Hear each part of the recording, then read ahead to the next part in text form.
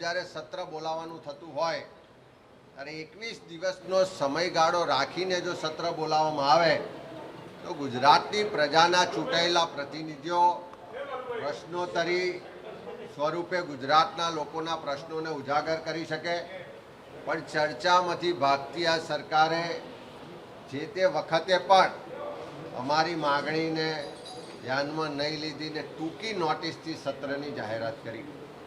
અને ટૂંકી નોટિસથી સત્રની જાહેરાત થયા પછી પણ જ્યારે પ્રજાના પ્રતિનિધિઓ આજે ગુજરાતમાં રાજકોટમાં અગ્નિકાંડ થયો હોય કે ફોરેસ્ટની ભરતીની પરીક્ષાના કૌભાંડો હોય, નકલી કચેરીઓથી લઈને નકલી હુકમોના કૌભાંડો હોય, ભૂમાફિયાઓ બેફામ થયા હોય, ખેડૂતોના પ્રશ્નો છે, ભરતી પ્રક્રિયાના પ્રશ્નો છે, આવા અનેક પ્રશ્નોથી જ્યારે ગુજરાતના લોકો ત્રસ્ત હોય તો એ પ્રશ્નોને વાચા મળે એટલા માટે કોંગ્રેસ પક્ષ દ્વારા જે ટૂંકી મુદતના પ્રશ્નો પૂછવામાં આવ્યા એ પણ મોટે ભાગના પ્રશ્નો રદ કરી દેવામાં આવ્યા છે.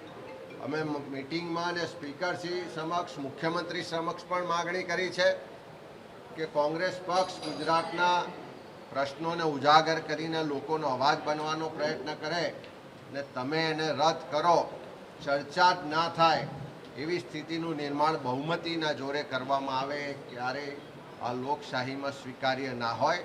એટલે અમે સ્પીકરશ્રીને રજૂઆત કરી છે કે ટૂંકી મુદતના પ્રશ્નો મંત્રીશ્રીઓ જે ના પાડે છે એમને બોલાવીને ચર્ચા કરીને ટૂંકી મુદતના પ્રશ્નો દાખલ કરવામાં આવે.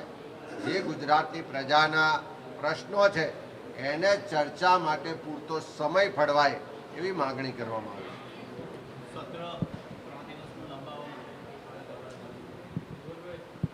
સરકાર ચર્ચાથી જ ભાગી રહી છે, એટલે સત્ર લંબાવવા માટે અમે પહેલાં પણ પત્ર લખીને માગણી કરી હતી કે 10 દિવસનું સત્ર બોલાવવું જોઈએ.